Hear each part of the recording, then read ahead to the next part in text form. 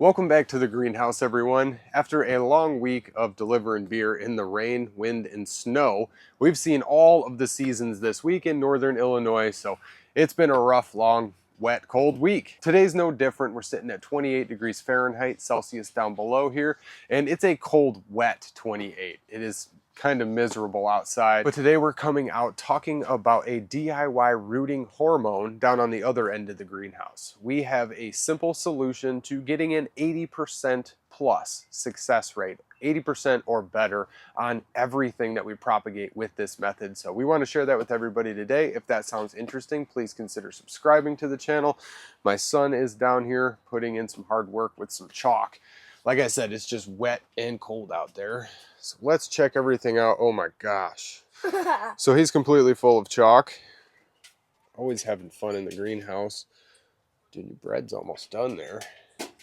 I am going to pour myself some pine needle tea here.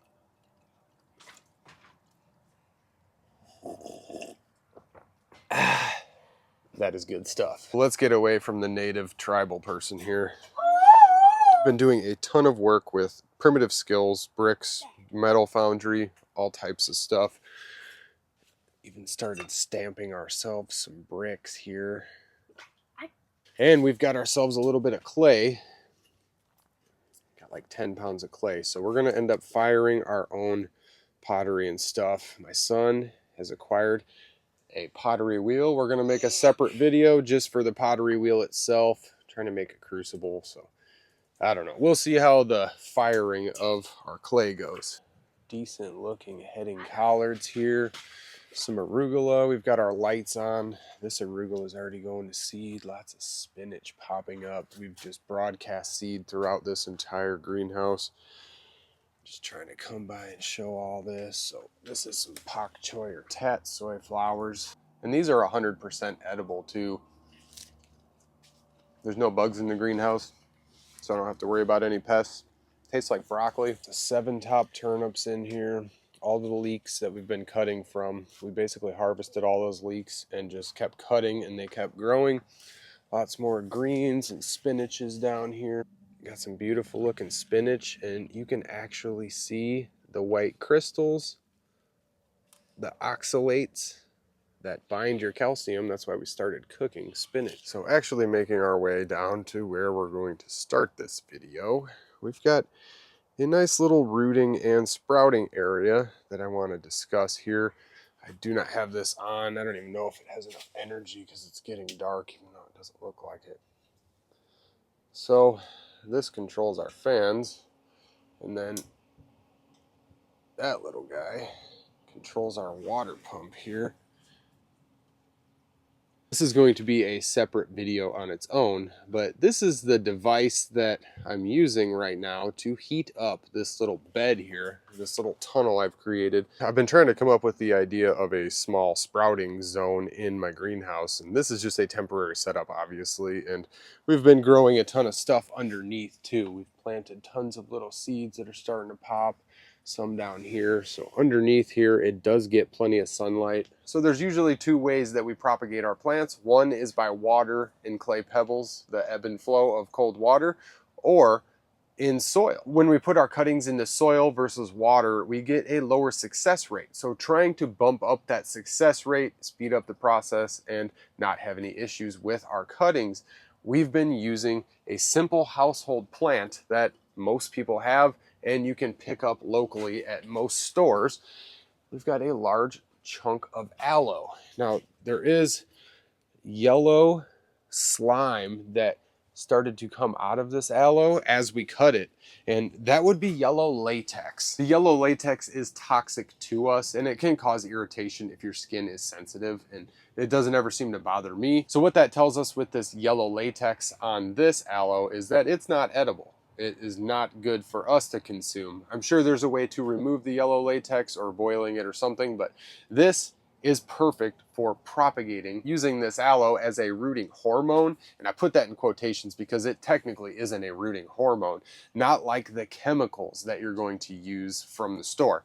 This is going to provide antibacterial and antifungal properties, which is going to stop those woody eating pathogens, the pathogens that are going to survive off of wood chips on the ground or wood chips stuck in the soil in contact with soil. It's basically just a natural composting process. So before those roots start to develop on your cutting, it could start to rot. So we try and take these preventative measures by using aloe on our cuttings to prevent that rot. And it's much healthier for us to not use those rooting chemicals because they are considered a pesticide by the USDA. So that tells you that they are not good when they're admitting that it is a toxic thing. Don't breathe it in. You shouldn't even be using it. So there was a good bit to cover before I actually take some cuttings. And I do want to talk a bit more about the undifferentiated cells in the plants that we're trying to stimulate the root growth in. Some of those plants have undifferentiated cells in their nodes or in their skin, or sometimes both. And those undifferentiated cells are basically just like a stem cell for a human. They can be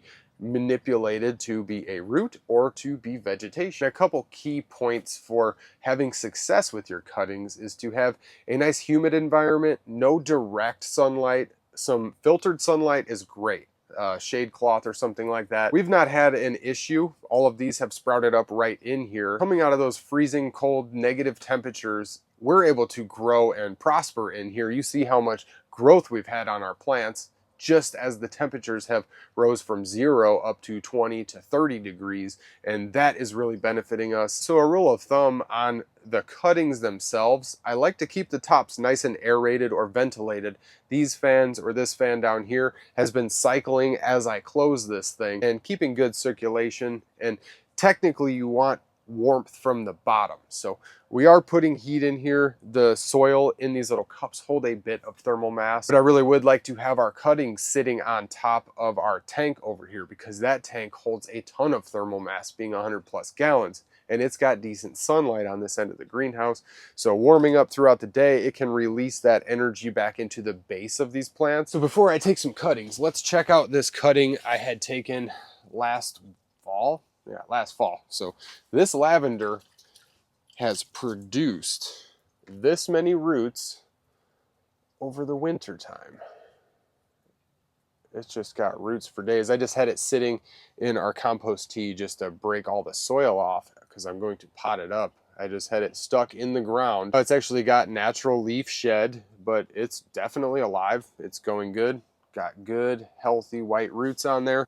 That's just a perfect example of those undifferentiated cells coming right out of the skin of the lavender. So I just ran down. We've got some lavender in the bed back there. So this is just a very small, then we've got a little thicker, more woody cutting here. So first of all, I'm going to take this woody cutting, and I say woody cutting because it's got bark on the skin. So we're going to go ahead and take that and just shove it right in the end there.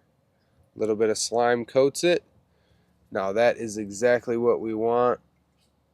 A little bit of slime coating it, protecting it. We will take it and shove it right into the soil.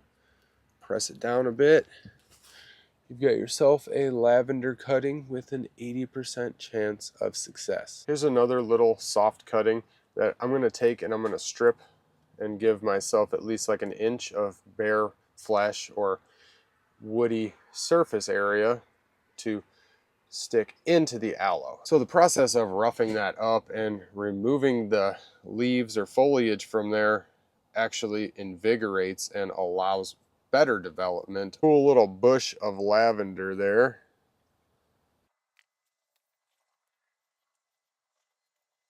I'm surprised our little solar heater is actually running as long as it does. That's pretty impressive. It's just been operating on its own as I close this tunnel over it. So stay tuned for the video where I reveal that and kind of show and talk about it and explain. I've got that large car battery. So, nice recycled car battery. Cleaned it up and now I'm able to use it to bank some energy and operate these heating systems going into the night for free.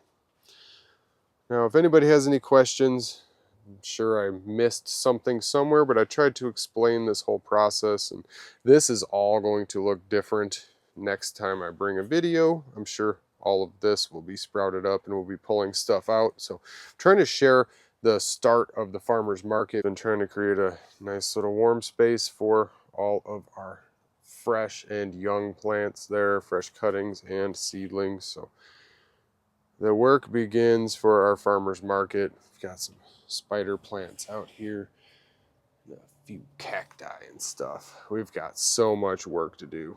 I've literally got thousands of plants to continue planting. We've got a lot of work to do. So without further ado, I'm coming down here. My son already started eating the bread.